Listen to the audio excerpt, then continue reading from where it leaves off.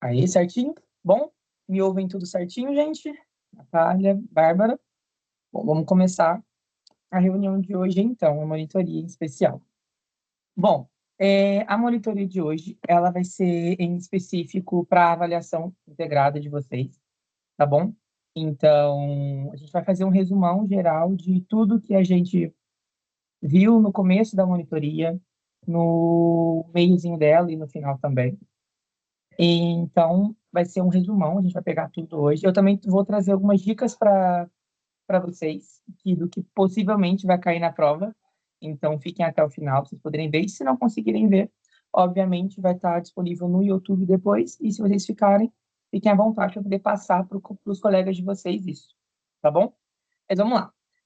A gente vai ver desde o início de teoria da atividade até a última matéria que vocês tiveram, tá bom? Porque a avaliação integrada, ela funciona assim.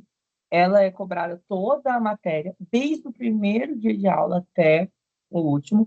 E isso é repetidamente. Então, por exemplo, atualmente eu estou no 5º semestre, a minha prova integrada tem matéria desde o meu primeiro semestre. Então, eu tenho questões do primeiro semestre até o 5º. Em especial, por exemplo, na minha prova vai cair teoria da atividade, que eu falei para vocês, vai cair conduta, vai cair. Inclusive, deu uma passadinha com a gente, mas vai cair bastante coisas assim. Então, gente, estejam sempre ligados em tudo, porque até o último ano da faculdade, a avaliação integrada vai estar cobrando todos os seus anos de curso de direito. Mas vamos continuar aqui então. Tá? Primeiro tópico de hoje, o nosso querido tempo do crime, que foi a nossa primeira aula e o nosso primeiro dia de monitoria. Tempo do crime. Considere-se praticado o crime no momento da ação ou omissão, ainda que outro seja o do resultado. Então, o que a gente lembra do tempo do crime? Que o Código Penal brasileiro, ele adota a teoria da atividade, ou seja, o que define o tempo do crime é o momento da conduta. E o que é a conduta? Conduta é ação ou omissão.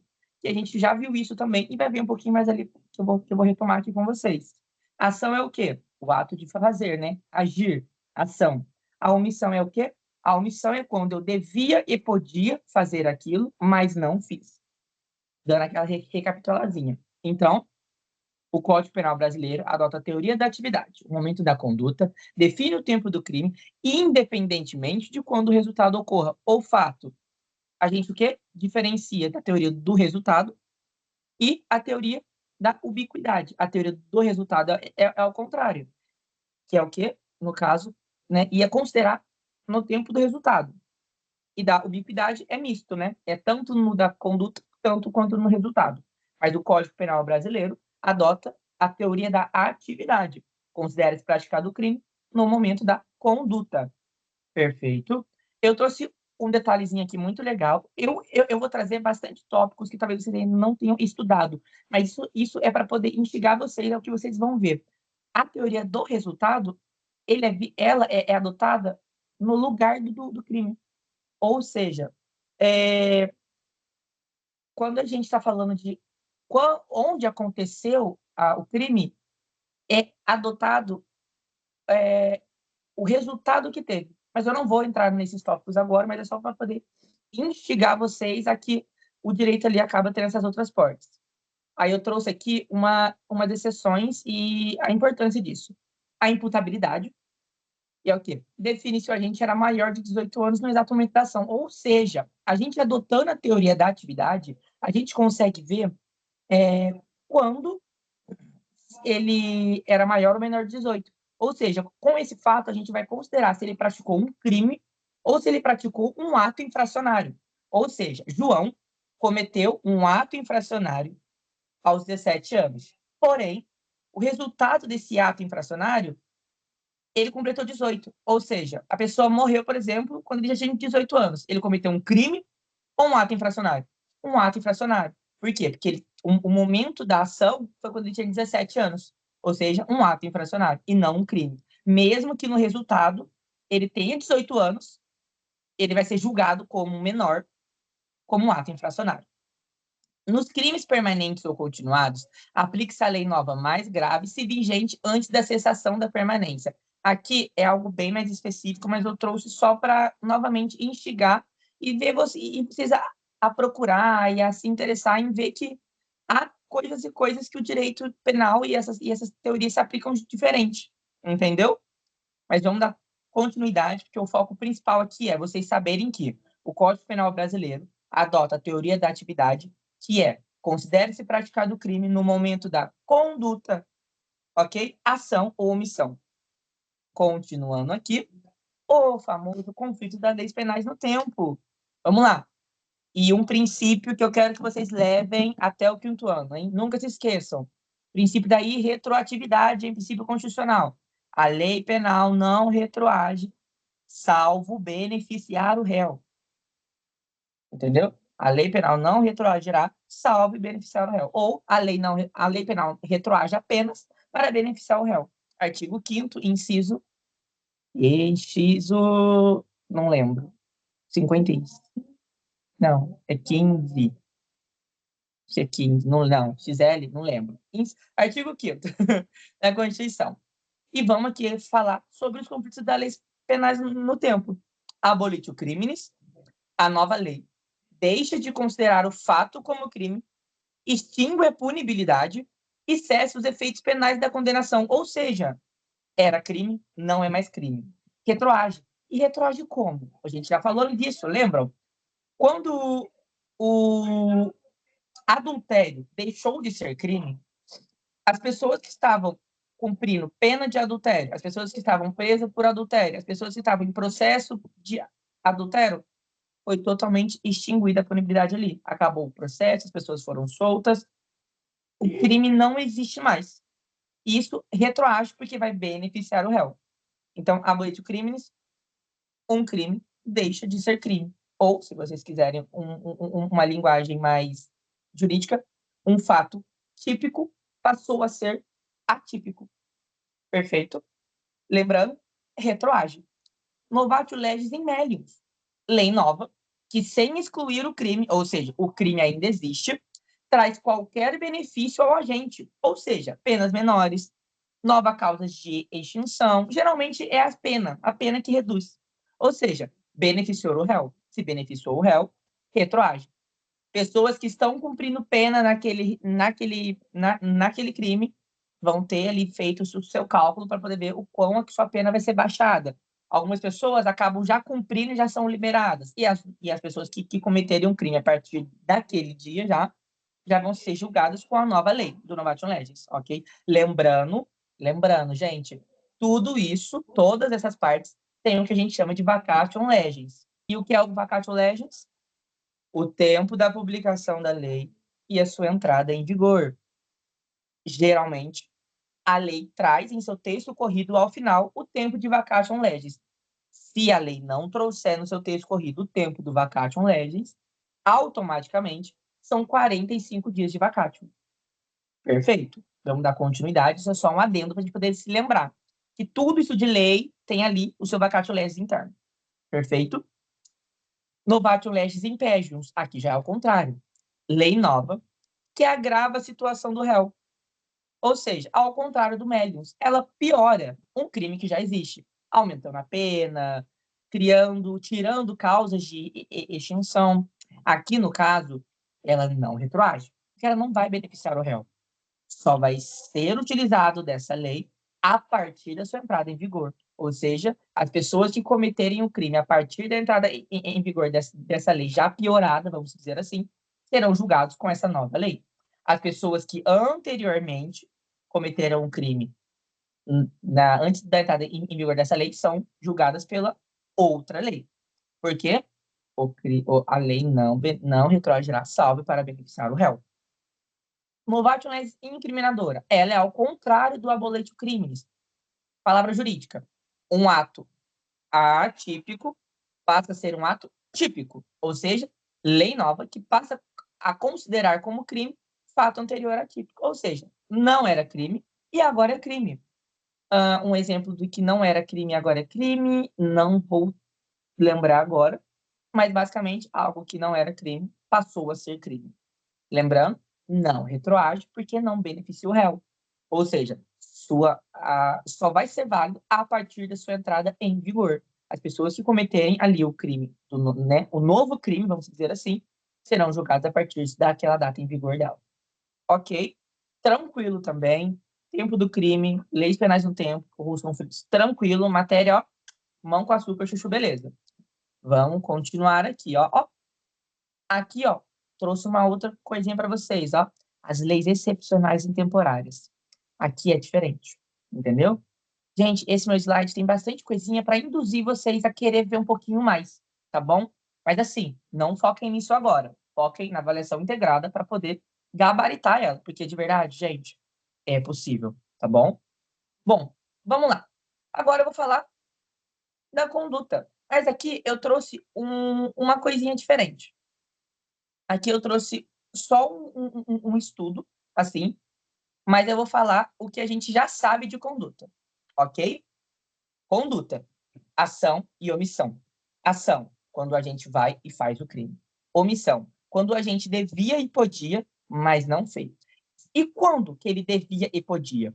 Deve, pelas alíneas A, B e C. A, que por questão de segurança, que tem dever jurídico de proteção. Polícia, mãe, pai, bombeiro, né, etc. Essas pessoas têm dever. A linha A. A linha B, que de outra forma assumiu a responsabilidade. A babá, por exemplo. E a linha C, que por fato anterior àquilo causou o resultado, que a ação da pessoa causou o resultado daquilo. Então, a gente sabe disso. Aqui eu trouxe só um estudo diferente para vocês poderem também ter uma visão diferente. Aqui eu trouxe um estudo. Eu vou ler para vocês, que eu achei muito legal isso, é diferente. A conduta, o pilar do fato típico. Não há crime sem uma conduta humana voluntária e consciente, dirigida a uma finalidade específica. A teoria finalista de Hans Helsel. Teoria finalista. Vontade. A espinha dorsal da conduta. O agente atua com objetivo. Elementos, ação ou omissão, voluntariedade, consciência e finalidade. Subjetividade. O dolo e a culpa são deslocados da culpabilidade para o fato típico. Vitor, mas aonde que entra? O que o dolo e a culpa tem a ver aqui? A ação não é o ato de fazer? O dolo, você quer praticar o crime, você fez. A culpa não é quando você, querendo ou não sabia daquilo, é uma forma de omissão, entende? Aí aqui eu trouxe uma coisa diferente também. A exclusão da conduta. Situações onde o movimento corpóreo não é considerado conduta penal. Isso aqui, novamente, gente, são só adendos que eu trouxe para vocês, para poder instigar vocês a estudar um pouquinho mais sobre o direito penal. Coação física irresistível, o agente é usado como um mero instrumento, ou seja, você foi coagido fisicamente, e se você não fizesse aquilo, se você não cometesse aquele crime, o cara que estava com a arma na sua cabeça, ele ia te matar. Conseguem entender isso? Atos reflexos, reação puramente biológica, tipo assim, reação, o instinto, sabe? Que você agiu por instinto, agiu sem querer.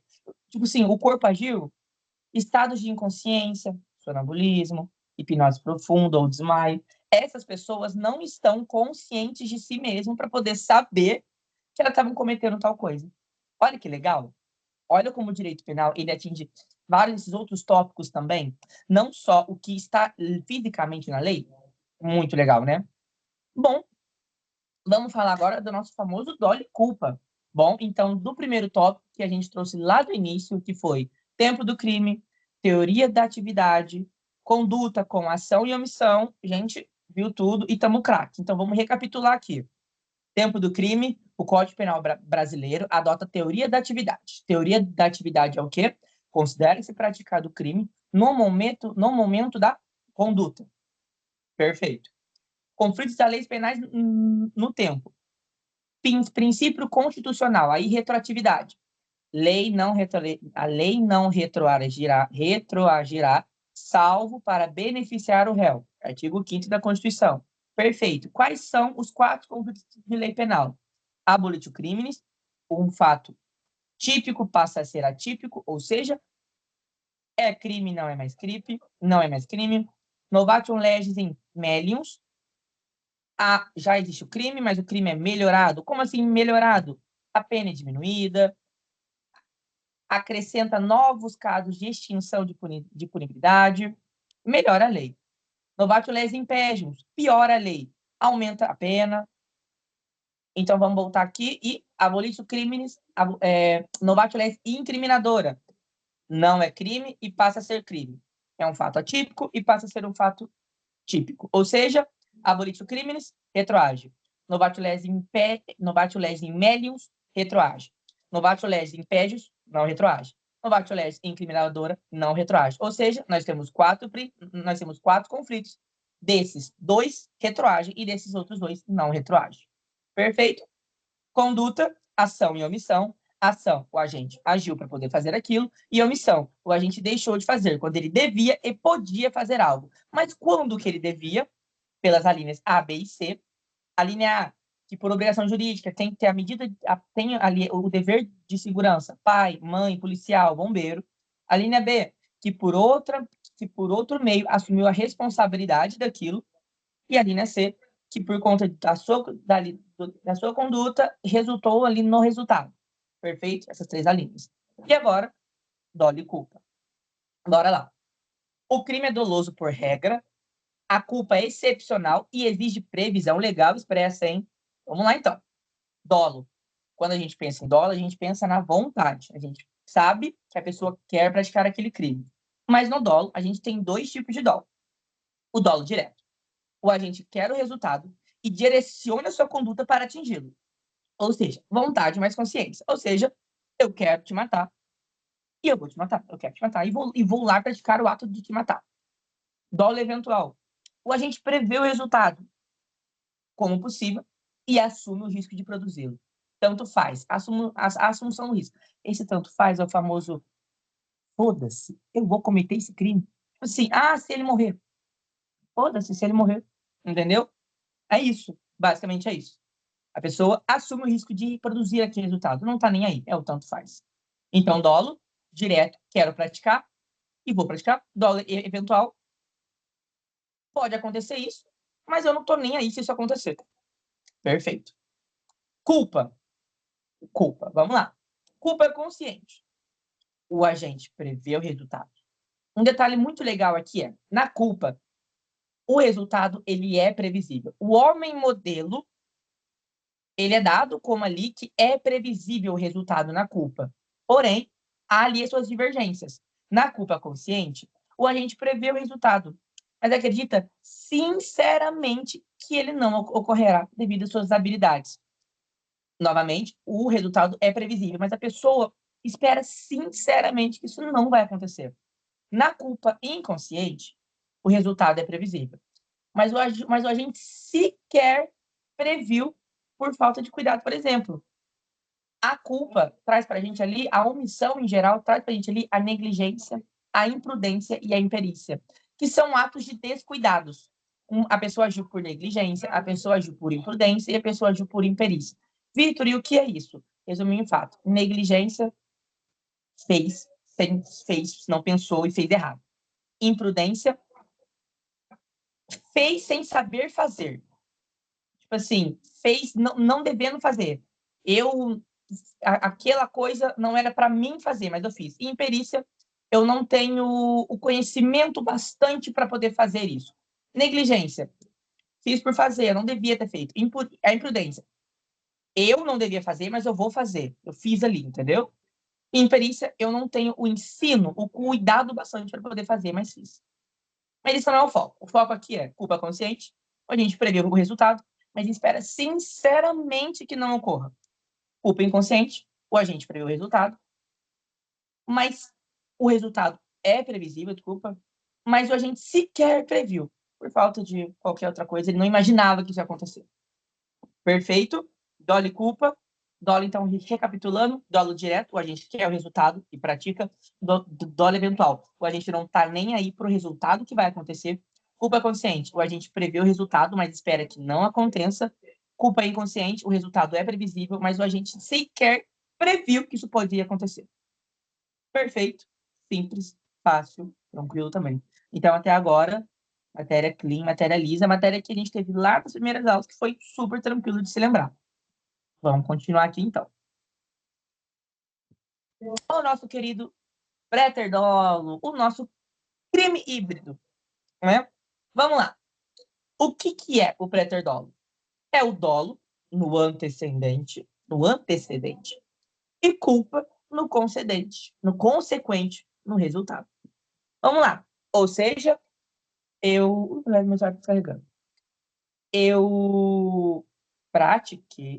estou praticando algo, né? Estou praticando um crime, por exemplo, o meu exemplo clássico que eu trago em todas as aulas, que não tem, tipo, erro, né? Que eu só trago ele, que é o principal do Código Penal, que é a lesão corporal seguida de morte. Essa é a clássica, não tem erro, né? O que é ela, no caso, né?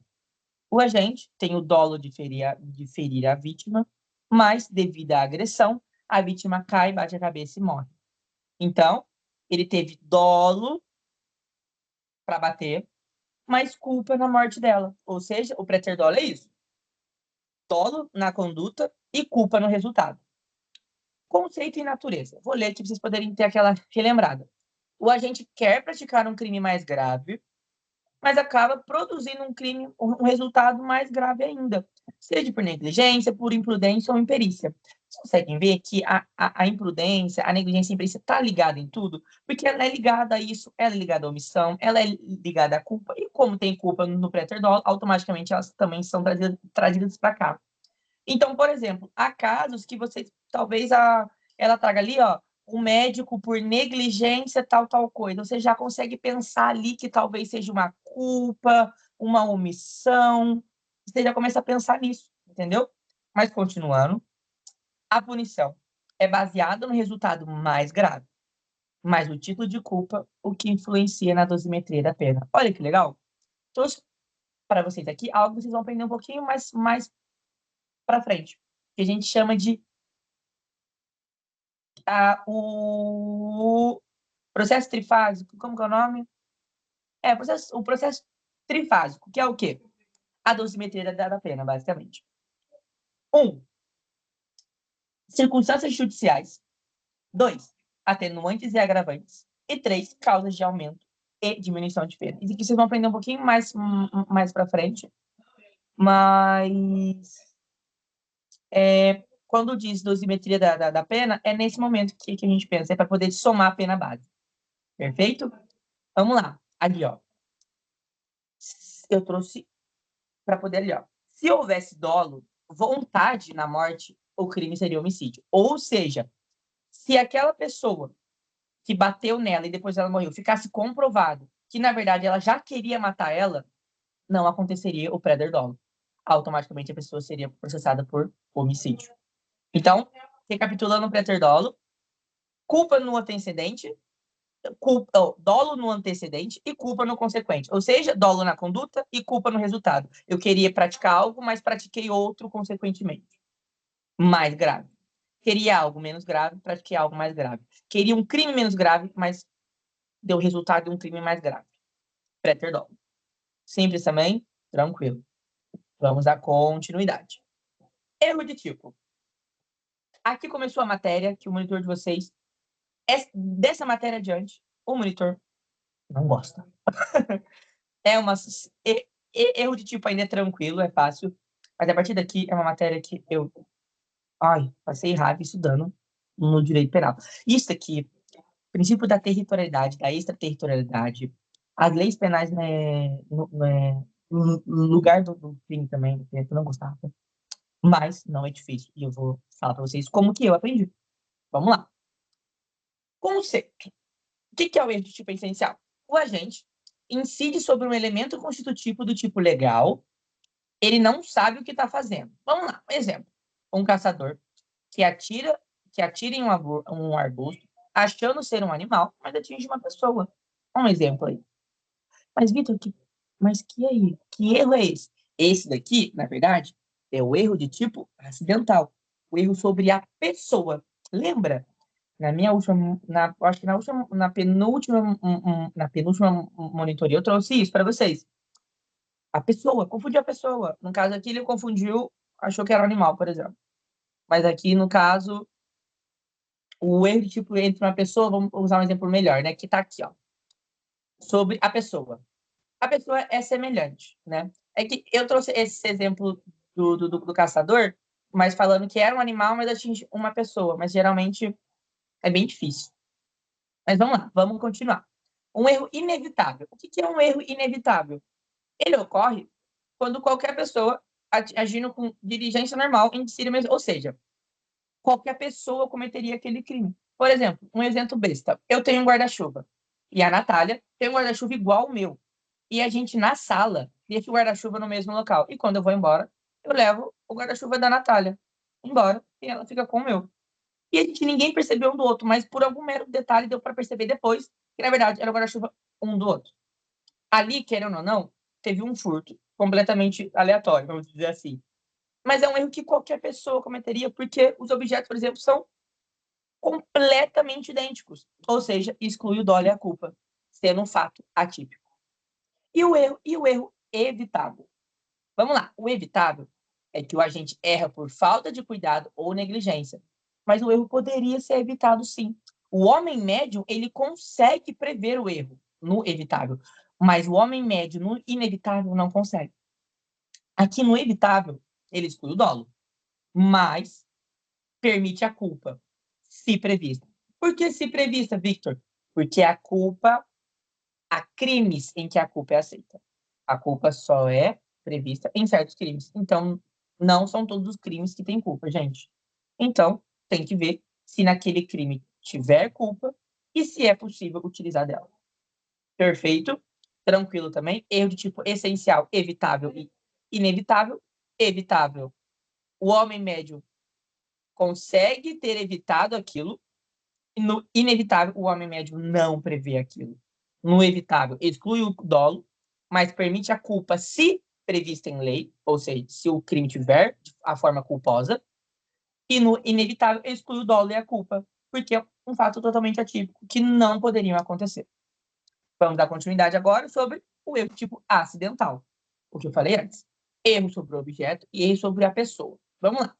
No erro acidental, o agente sabe que comete um crime, mas erra detalhes secundários que não excluem a tipicidade dele. Mas vamos lá. Erro sobre o objeto. Na minha penúltima monitoria, eu trouxe um detalhe muito legal sobre o erro do objeto. O direito penal vê isso, ele atua isso de uma forma muito, nada, vamos dizer assim, mano, não, né, por favor. É furto, cara, não.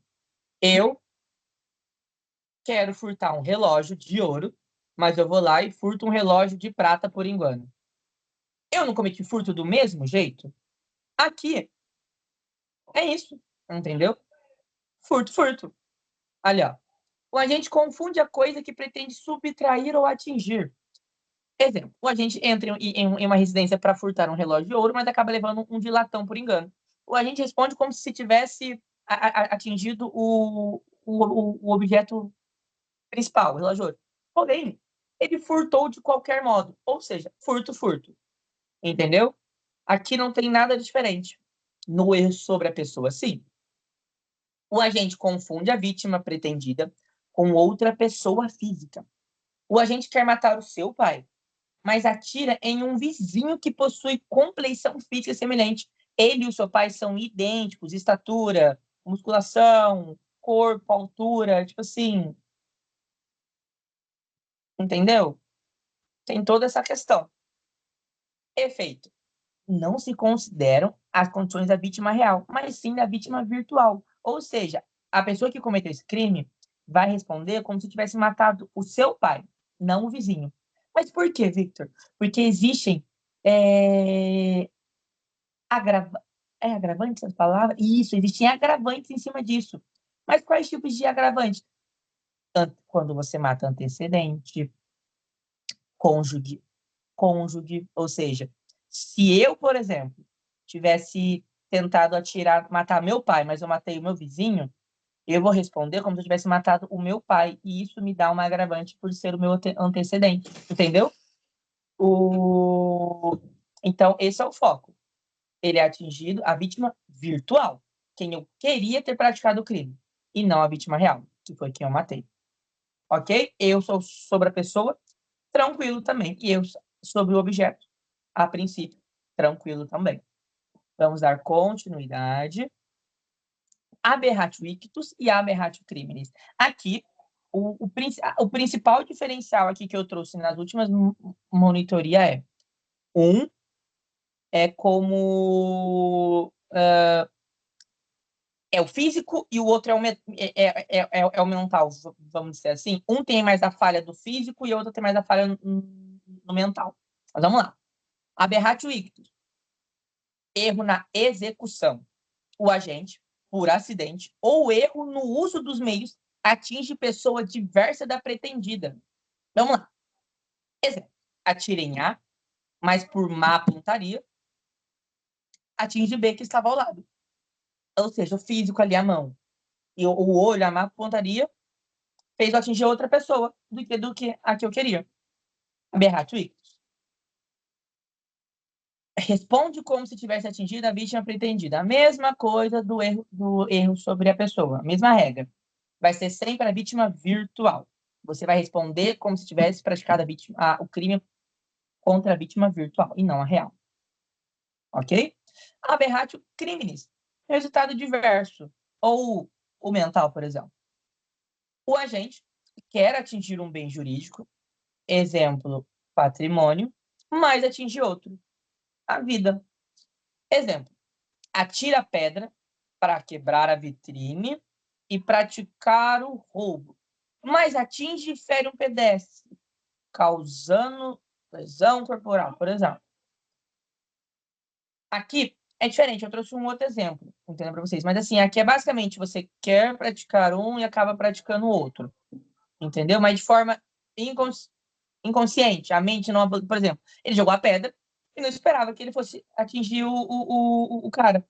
Mas ele vai responder, ó, responde pelos resultados ocorridos a título de culpa, se previsto em lei. Ou seja, a lesão corporal que ele causou, a pedra que ele atingiu no cara, lesão corporal culposa. Consegue entender isso? Ou aqui, por exemplo, tocar arma. Vou atirar na Natália. Mas lá a minha visão ficou turva, eu sei lá, eu cheguei a desmaiar ali, eu sem querer apertei o gatilho e acertou a Bárbara. Eu vou responder, se eu matei a Bárbara, por exemplo, homicídio culposo na Bárbara. E no caso, a Natália não atingiu nada, a Natália tá tudo bem. Então, ok. Mas se, por exemplo, eu tivesse atingido a Natália e depois, sem querer, a Bárbara, tentativa na Natália e culposo na Bárbara. Mas isso é um outro detalhe. O foco aqui é aberratio ictus é mais pro físico. A pessoa tremeu. E aberratio criminis, a pessoa não esperava cometer o outro crime, por exemplo. No caso aqui, o da pedra é perfeito. Joguei pedra querendo roubar, mas a pedra voou e atingiu outra pessoa. Ok? Perfeito. Tranquilo também. Vamos dar continuidade. Aqui vamos começar. Aqui a gente vai começar agora a falar sobre tentativa, consumação, intercrimes, que é o famoso caminho do crime. E eu só vou fazer uma coisa. O meu celular está descarregando, então eu só vou ver aqui como que eu vou fazer para poder continuar com a gravação e a aula sem que meu celular estrague, né? Então eu vou deitar a minha câmera. Será que eu vou deitar a minha câmera? Acho que eu vou deitar a minha câmera, mas aí no caso eu gostaria que a minha câmera virasse para mim, né? Então vamos colocar o celular para poder girar. Vamos ver se ele vai girar. Peraí. Deixa eu ver como tá aqui no celular. Ah, vocês estão me vendo. Tá ótimo, tá certinho, tá certinho. Gente, novamente, ó, não liguem pra bagunça de fundo do meu quarto, tá? Eu sei que tá bagunçado, mas é porque eu não parei hoje em casa, gente. Tipo assim, eu cheguei do meu trabalho, tipo, há uns 20 minutos. E por isso que eu atrasei pra aula também. Eu cheguei, fui passar uma água correndo, trocar de roupa pra poder vir dar a monitoria. Então, por favor, não me julguem pela minha bagunça atrás, tá bom? Mas bora lá, bora continuar. Bom, intercrimes. Intercrimes é o caminho do crime, é o que a gente chama de caminho do crime. E qual é o caminho do crime? Cogitação, a fase puramente interna. O agente idealiza o crime em sua mente, ou seja, eu estou pensando, eu vou matar a Natália hoje. Estou pensando na cabeça. Cogitação. Preparação. A preparação é quando eu começo a me preparar para praticar o crime. E um ponto muito importante aqui que eu vou trazer para vocês. A cogitação, ela é impunível. Ou seja, uma pessoa nunca vai ser condenada, nunca vai ser julgada por cogitar a matar alguém. Ou seja, gente, pensar, todo mundo pode pensar. Mas nem tudo deve ser falado ou feito, correto? Então, cogitação, impunível. A preparação, em regra, ela é impunível. Mas, Vitor, quando que ela pode ser punida? Alguns atos... Ali, ó, a minha nota ali embaixo, tá vendo? A nota aqui no cantinho, embaixo aqui, ó. Nota. Alguns atos preparatórios podem ser punidos como crime autônomos. Por exemplo, um ponto muito legal. Eu falei que eu cogitei que queria matar a Bárbara, correto? Nesse meio tempo, eu fui lá e comprei uma arma. Registro de arma de restrito. Registro ilegal de arma. Posse ilegal. Porte ilegal também, então, assim. Ou seja, ali, no ato preparatório de querer matar a Bárbara, a Natália, nem lembro o que eu falei que eu ia matar, mas eu comprei uma arma. Isso é crime. Portar arma de uso restrito, registro de arma, não ter o registro da arma, isso é crime. Ou seja, então aqui, na preparação, eu posso ser condenado, eu posso ser processado, porque eu tenho uma arma que eu não devia ter. Mas eu nem cheguei a executar ou a consumar o crime. Entendeu? Que eu cogitei praticar. Eu já fui pego antes ao comprar a arma. Mas vamos continuar agora. Vamos para o caminho 3. A execução. É onde eu inicio o que eu quero. Ou seja, por exemplo, quero matar a Bárbara e eu vou começar agora. Começo a atirar nela, eu sequestro ela, eu começo a bater nela. Tô ali, ó, tô executando. Tô em busca do meu crime. É o início da agressão direta ao bem jurídico tutelado. No caso, o bem jurídico tutelado aqui é a vida da Bárbara, que eu tô querendo tirar. E a consumação. A consumação é a reunião de todos os elementos anteriores feito. Ou seja, eu cogitei, eu me preparei, eu executei e eu consumei o crime. Eu matei a Bárbara. Pronto. Crime consumado. Execução é punível, consumação é punível. E a preparação, em regra, é impunível, porque tem aquela questão, por exemplo, da arma que eu trouxe para vocês. Perfeito. Caminho do intercrimes também, muito tranquilo, certo? Vamos dar continuidade aqui, então. Tem alguma escrita não? Eu só tenho ó. Tem alguma coisa escrita? Como assim? Ah, sim, sim. Então, tem o slide, se você está vendo o slide, Ademir. Eu estou compartilhando a minha tela. No caso, eu estou compartilhando a tela do monitor, da monitoria, que é a outra tela. Ai, o celular agora não quer virar, gente. Oh, meu Deus. Não está aparecendo para você a tela do slide? Tenta colocar como fixo, por favor, a conta de monitoria. Monitoria direito. Fixa ela que vai aparecer que eu estou compartilhando a tela. Tá bom?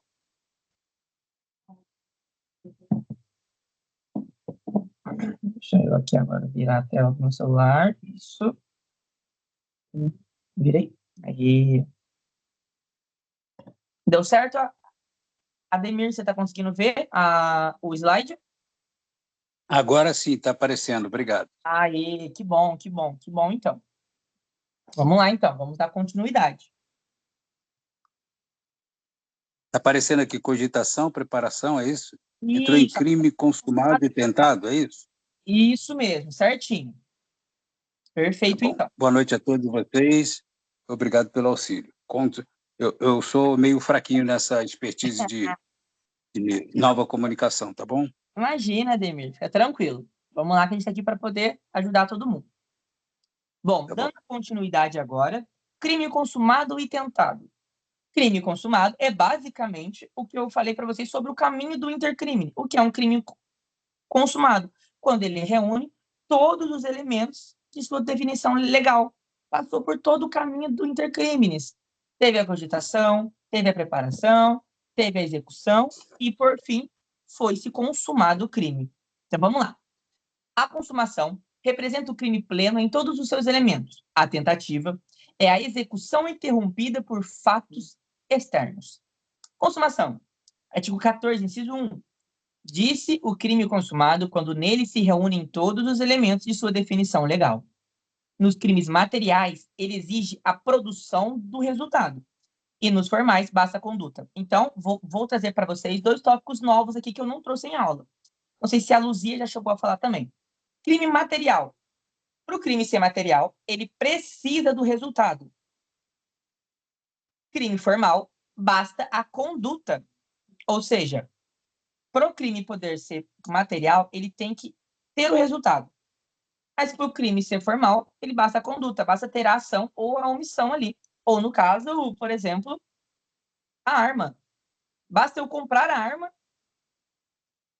entendeu? Mas aqui é muito 880, gente. Confesso para vocês que eu acabo me confundindo bastante nisso.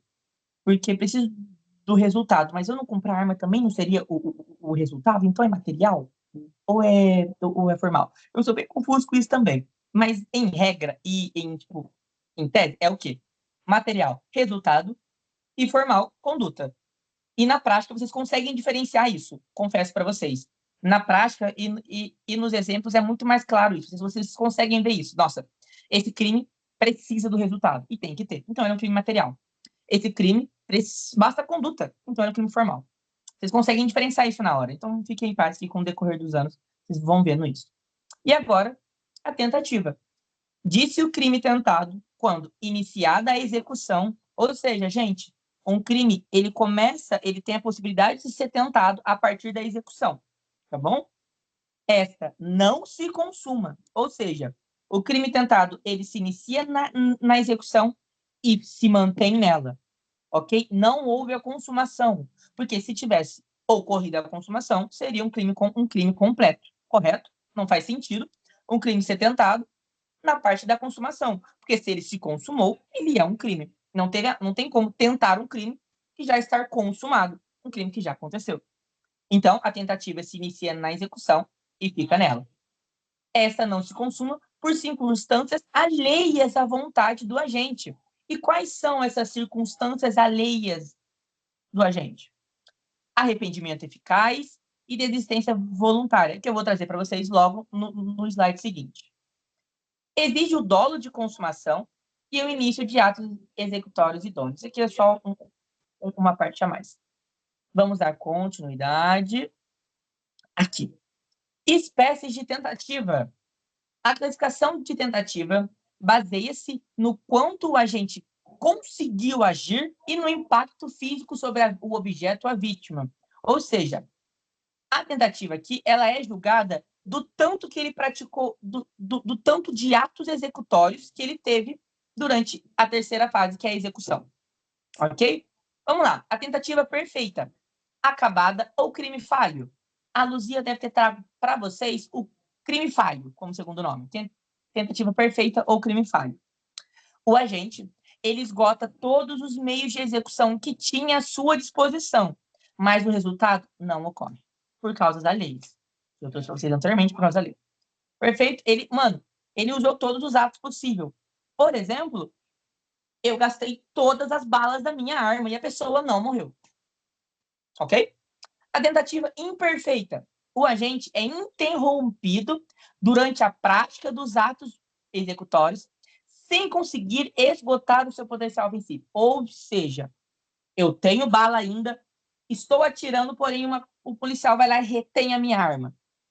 E eu tinha bala para poder atirar em alguém. Mas não deu para continuar com o ato executórios, com os atos executórios. A tentativa branca ou incruenta. O objeto material ou a vítima não chega a sofrer qualquer lesão ou toque físico com a gente erra o alvo. Ou seja, eu fui tentar matar a Bárbara, mas eu sou uma pessoa completamente míope, cega, vesga, que não tem prática alguma que arma e consigo atirar em todos os lugares, menos na Bárbara. Eu atiro em poste, eu atiro no céu, eu pego em prédio, mato um pombo, mas eu não mato a Bárbara, nem sequer atinjo ela. Ok? Uma tentativa branca. Tentativa cruenta. A vítima é efetivamente atingida e sofre lesões corporais, embora o resultado final pretendido não ocorra. Por exemplo, eu quero matar a Bárbara, porém, eu não consegui. Eu atirei em vários pontos no corpo dela, mas nenhum lhe causou a morte. Por exemplo, nenhum foi fatal. Atirei em ombro, em braço, em dedo, em pé, em dedão, em canela, em todos. Gastei tudo meus atos executórios, machuquei a Bárbara horrores. Queria matar ela, mas não consegui matar ela. Por exemplo, o SAMU chegou a tempo. Tranquilo assim, tentativa de formas bem básicas, assim, essas diferenças, vocês, o próprio textinho ali, vocês conseguem diferenciar, ok? Agora sim, quais são, né, essas circunstâncias alheias à vontade do agente que atrapalha ele? A desistência voluntária e o arrependimento eficaz. A ponte de ouro do direito penal. O Estado incentiva o agente a abandonar o crime voluntariamente. A ponte de ouro, ela é chamada como a desistência voluntária, ok? Mas vamos lá. Desistência voluntária. Eu posso continuar o crime, mas eu não quero. Eu estou com a arma apontada para a Bárbara. Mas eu vou lá e não quero mais. Eu simplesmente não atiro nela. E isso, gente, pode ser por qualquer fator. Por exemplo, a Bárbara começou a chorar muito para mim, começou a falar um monte, mas eu fui e parei. Eu, na hora ali, pensei, nossa, mas a Bárbara é mãe. Não quis. Entendeu? Isso é por qualquer fator, mas eu podia continuar, mas eu não quis. Ok? Ocorre durante a execução do crime e o agente interrompe voluntariamente os atos executórios, mesmo podendo prosseguir. Foi o que eu falei. Eu estou ali com a arma apontada para a Bárbara, mas eu não vou atirar nela mais. Eu não quero mais. Arrependimento eficaz. Eu fiz. Eu já comecei a praticar o crime. Mas eu quero desfazer ele agora. Exemplo perfeito. Eu vou matar a Natália agora. Tô tentando matar muita Bárbara já. Natália, eu fui lá e te dei um lanche com veneno. Você começou a ter reação desse veneno. Aí você foi lá e tomou esse veneno com esse pão. Só que na mesma hora eu me arrependo disso. E nessa mesma hora eu te dou o antídoto e você fica bem. Mas por que eu tô falando que você fica bem? Porque para o arrependimento eficaz existir, o resultado não pode se consumar. Ou seja, ocorre após o esgotamento de todos os atos executórios, ou seja, eu fiz o veneno, preparei, coloquei no pão para você, dei para você comer o pão, você comeu o pão. Pronto. Todos os atos executórios ali já foram feitos. Acabou todos. Você comeu, você já está envenenado, você vai começar a morrer. Porém, nessa mesma hora, eu percebo que eu não quero mais isso, pego o antídoto e dou para você. Você toma um antídoto e você fica bem, você fica viva. Por quê? O agente atua positivamente para impedir que o resultado consumativo ocorra. Ou seja, não pode ocorrer o resultado. Victor, por quê? Porque se ocorrer o resultado, o crime foi consumado. E se ele foi consumado, não tem como o crime ser tentado. Ou seja, se eu mesmo tentando dar o antídoto da Bárbara, Bárbara não, Natália. Nossa, Bárbara, eu tô querendo muito te matar. Toda hora. A Natália tomou veneno e ela morreu. O crime foi consumado. Eu pratiquei homicídio contra a Natália. Mesmo que eu tentei ali. Infelizmente, não. Aí, claro, tem todo aquele caso do depende, vai para circunstâncias judiciais, vai para a dosimetria da pena, vai cair nas circunstâncias judiciais, vai ver ali que ele tentou ainda salvar a vida da pessoa. Enfim, tudo é um grande depende no direito. Mas o arrependimento eficaz, ele só é válido quando você evita que o resultado se consuma. Perfeito, entendido aqui, bem tranquilinho também. Vamos dar continuidade. Aqui, ó.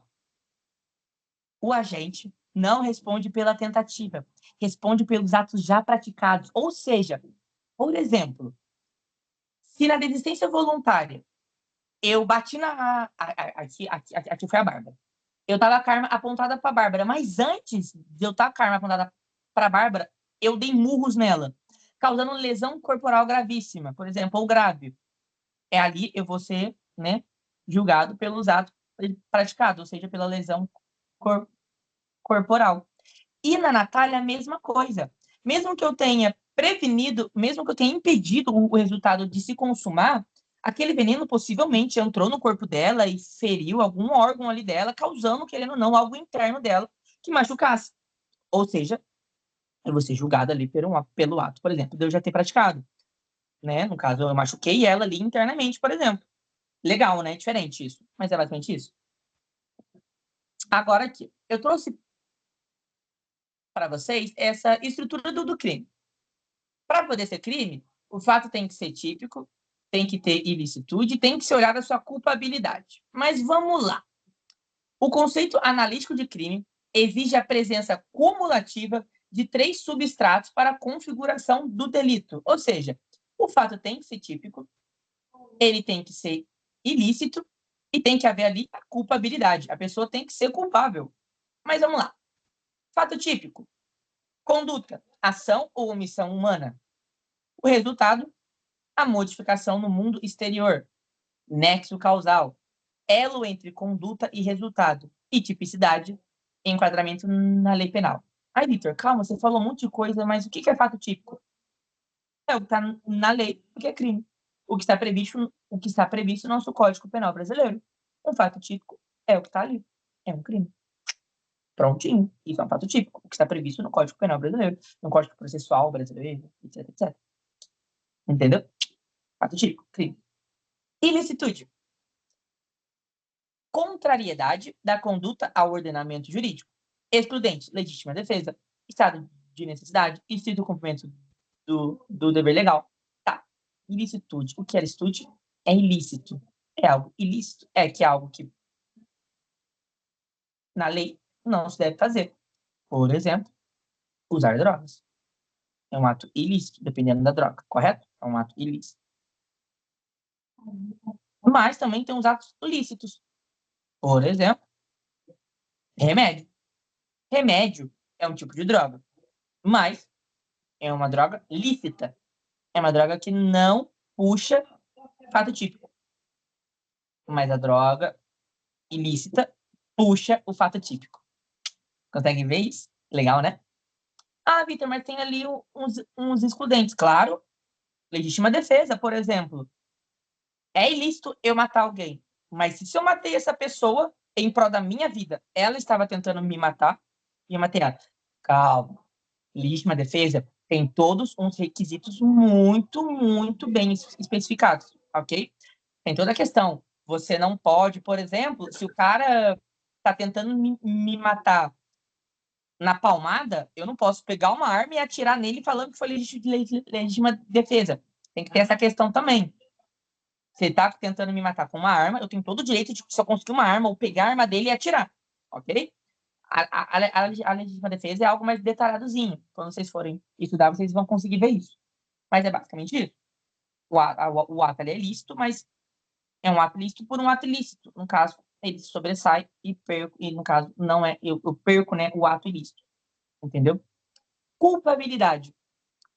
Vamos lá. Na culpabilidade, a gente pode se colocar a imputabilidade, a capacidade mental e idade. Ou seja, a pessoa perde a culpabilidade quando não tem a capacidade mental bastante, quando é menor de idade, porque a pessoa ali, ela comete um ato infracionário, ela não comete um crime, entendeu?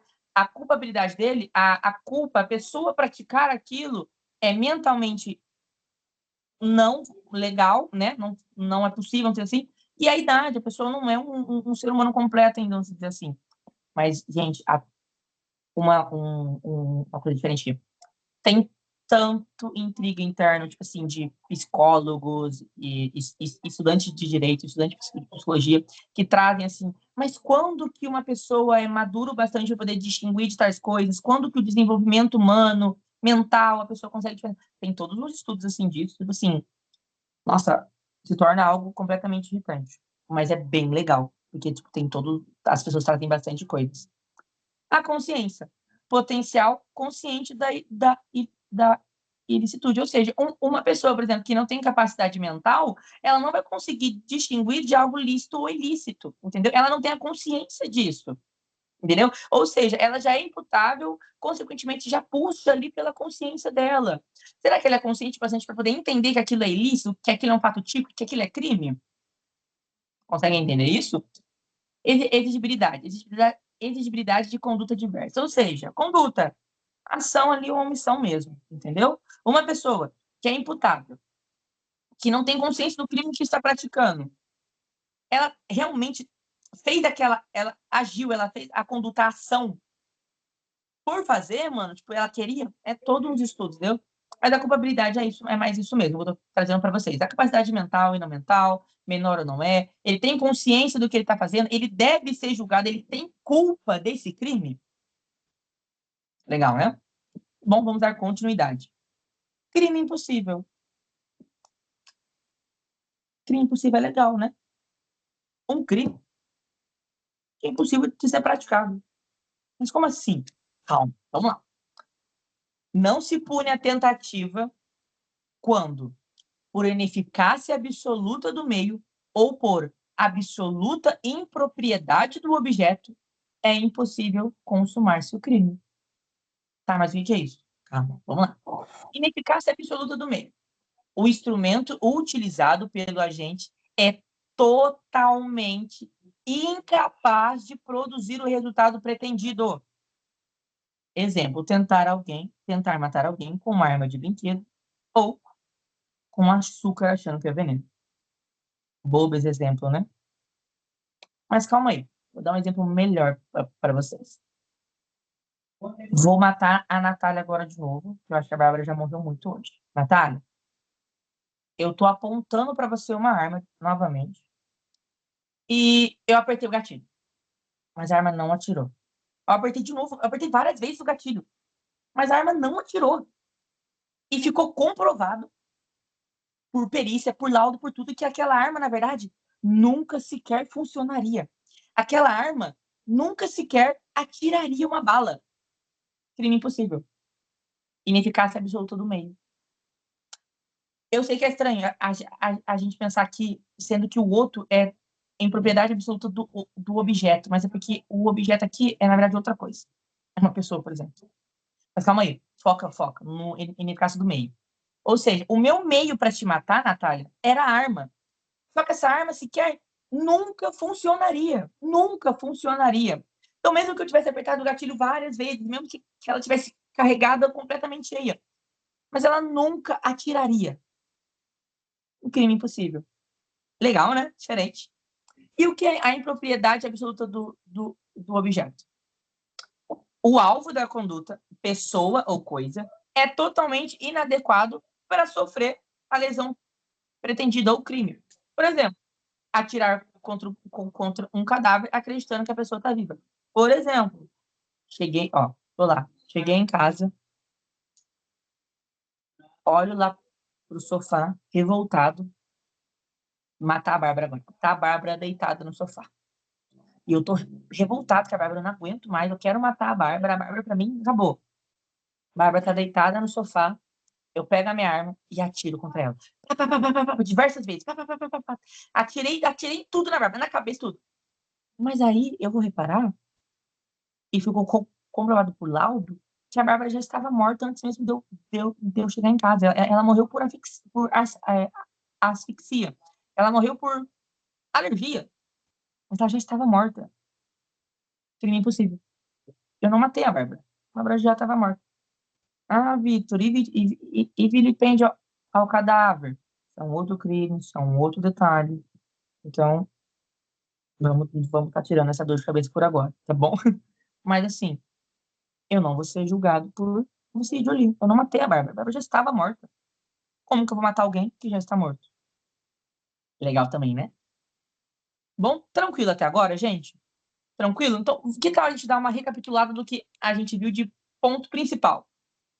A gente viu que, tempo do crime, o Código Penal brasileiro adota a teoria da atividade. Tranquilo até aqui? Legal, né? Tranquilo. Então tá bom. Tempo do crime, o Código Penal brasileiro, ele adota a teoria da atividade, ou seja, considera-se praticado o crime no momento da conduta. E o que é conduta, gente? Ação e omissão. E o que é ação e omissão? Ação, o agente vai praticar o ato, né? Ele agiu. Omissão, o agente devia e podia fazer com que aquele crime não se consumasse, né, não acontecesse. Mas quando que ele deve? Ele deve quando que por a linha A, B e C. A linha A, por dever jurídico de segurança, que deve ali por mãe, pai, policial, bombeiro. A linha B, que por outro meio, que por pura mera liberalidade, assumiu a responsabilidade daquilo. Por exemplo, a babá. E que por comportamento anterior ocasionou o resultado daquilo. Um exemplo besta. O meu cachorro é super louco e eu abri o portão e ele saiu pra rua e mordeu alguém e causou lesão corporal ou matou alguém. Besta esse exemplo.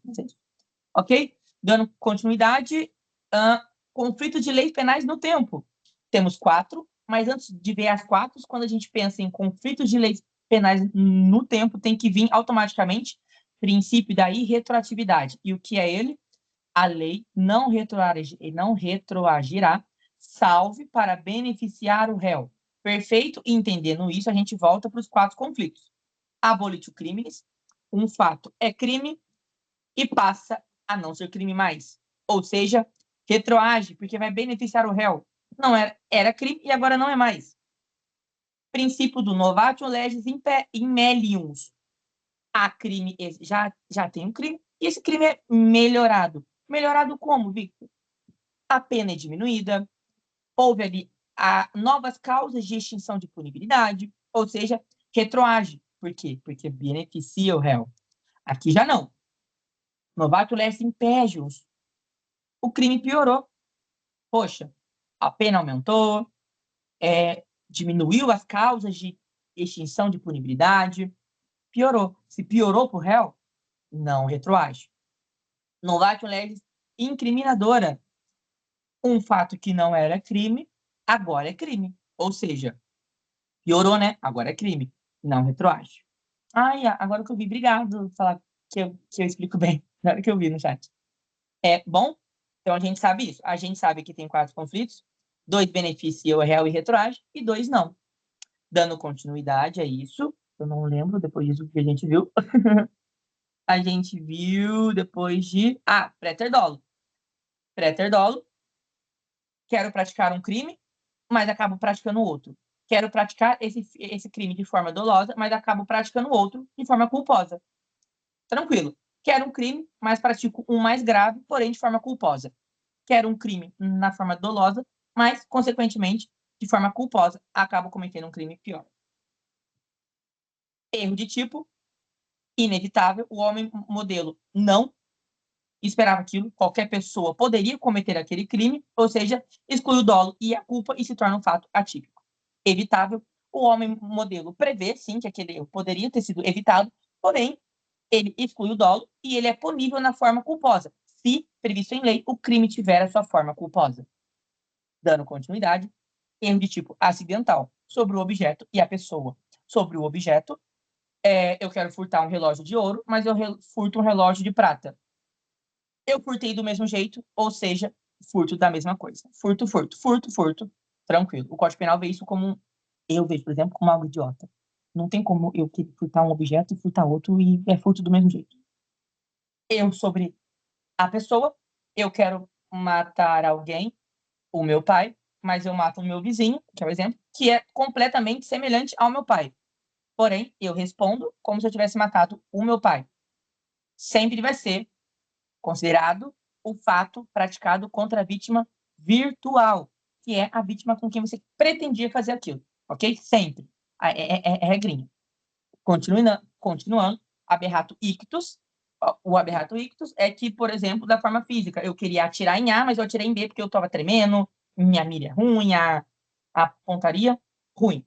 Aberratio criminis, eu queria praticar um, mas eu acabo atingindo o outro, mas de forma que eu não esperava. Por exemplo, mental, ou esse exemplo aqui que é maravilhoso. Eu queria atingir um patrimônio, taquei a pedra no vidro, mas aí acertei outro. Ok? E aqui é diferentezinho, porque aqui eu respondo pelo resultado ocorrido pelo título de culpa, se tem previsto em lei. E o aberratio crime ictus é a mesma coisa do o erro de tipo sobre pessoa. É considerado praticado contra a vítima virtual. Isso aqui é muito legal vocês se lembrarem, porque é uma das principais diferenças entre os crimes, tá bom? Continuando de forma rapidinha, intercrimes, caminho do crime, cogitação, preparação, execução e consumação. Cogitação, eu penso, preparação, eu preparo, execução, eu começo a executar o crime, e consumação, consumei o crime. Se ver essas 3 coisas, foi consumado. Lembrando também, cogitação não é punível, preparação não é punível em tese. Se eu comprar uma arma, por exemplo, ela é irregular, é um registro irregular de arma, posse ou porte, irregular, não pode legal, crime. No caso, a preparação a preparação, ela pode ser, né, crime ali nos crimes autônomos. Gosto. Eu coloquei ali, ó, como crimes autônomos. Então pensa assim, a preparação em regra ela é impunível, porém ela pode ser punível nos crimes autônomos. Pronto, perfeito. Execução, eu começo a praticar os atos executórios, e consumação, o crime se consumou. Teve tudo anteriormente. Perfeito? Gente, agora é só uma passadinha rápida, fechou? Crime consumado e tentado. Crime consumado, crime se consumou. Teve todo o caminho do intercrimes. Cogitação, preparação, execução, finalmente a consumação. Crime tentado é quando no ato de o crime pode ser tentado, a tentativa acontece na execução, ela se inicia na execução e ela se mantém na execução. Porque se ela partisse para a consumação, o crime seria consumado, não haveria tentativa.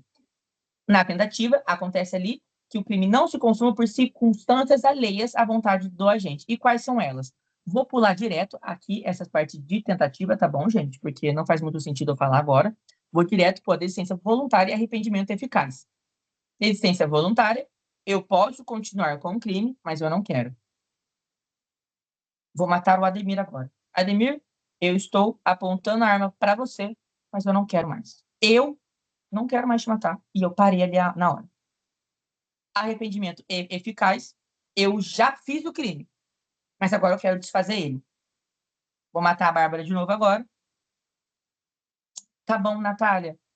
Beijinho, tá bom? Depois você vê lá pelo YouTube. Tá bom? Boa noite, bom descanso. Tá bom? Obrigado por ficar até aqui com a gente. Arrependimento eficaz, eu joguei veneno, botei veneno na comida, mas automaticamente ali eu já vim com o antídoto e não aconteceu o resultado. Lembrando que isso é muito importante, gente. Para o arrependimento eficaz ser válido, o resultado não pode se consumar. Continuando rapidinho, fato típico, ilícito e culpabilidade. Também não vou retomar aqui porque não faz muito sentido. Crime impossível, que eu acabei de falar com vocês. Ineficácia absoluta do meio. Ficou comprovado que aquilo lá era totalmente capaz. Por exemplo, aquela arma nunca funcionaria. Ou, no caso, tentar matar alguém com uma arma de brinquedo. Impropriedade absoluta do objeto. Basicamente, não tem como matar alguém que já está morto. Perfeito? Agora, a gente vai voltar aqui na matéria nova. Aqui, a partir dessa parte, eu não cheguei a falar com vocês, ok? E era o último tópico da aula. E a Natália saiu bem no último tópico. Natália, se você ver esse vídeo, você vai se lembrar que você saiu no último tópico a ser estudado. Mas vamos lá.